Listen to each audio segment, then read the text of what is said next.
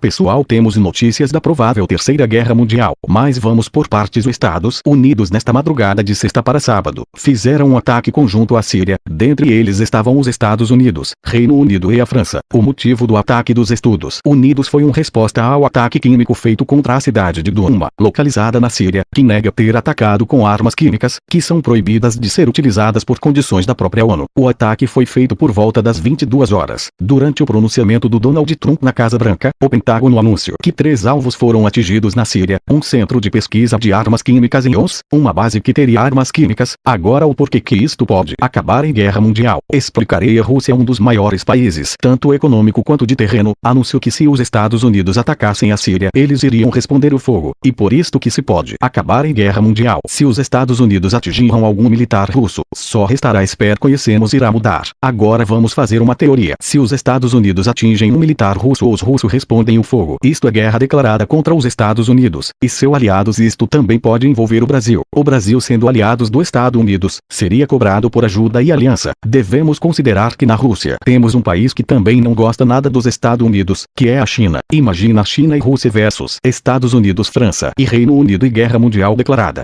Agora fiquem com o discurso do Donald Trump a respeito do ataque à Síria. I ordered the United States Armed Forces to launch precision strikes on targets associated with the chemical weapons capabilities of Syrian dictator Bashar al-Assad. A combined operation with the armed forces of France and the United Kingdom is now underway. We thank them both. Tonight, I want to speak with you about why we have taken this action.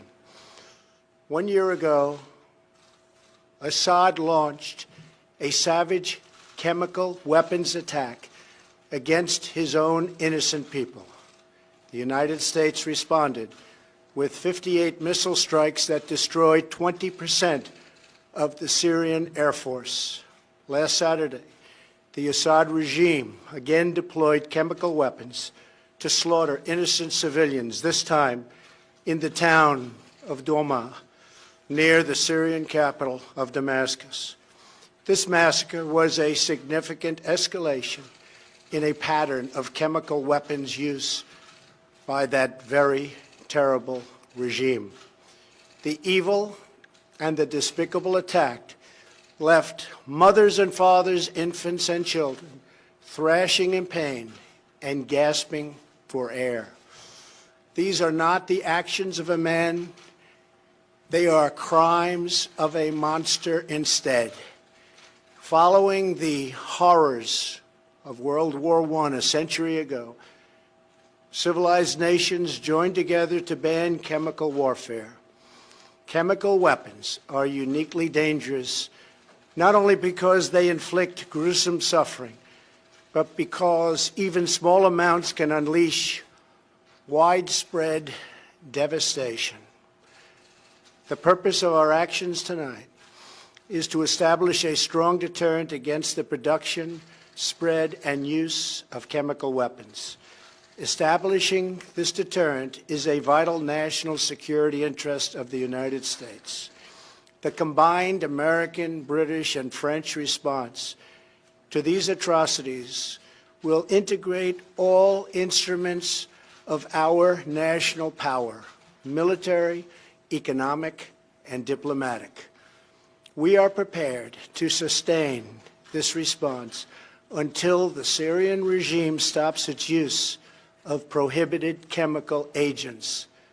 I also have a message tonight for the two governments most responsible for supporting, equipping, and financing the criminal Assad regime. To Iran and to Russia, I ask, what kind of a nation wants to be associated with the mass murder of innocent men, women, and children? The nations of the world can be judged by the friends they keep. No nation can succeed in the long run by promoting rogue states, brutal tyrants, and murderous dictators. In 2013, President Putin and his government promised the world that they would guarantee the elimination of Syria's chemical weapons. Assad's recent attack and today's response are the direct result of Russia's failure to keep that promise. Russia must decide if it will continue down this dark path or if it will join with civilized nations as a force for stability and peace.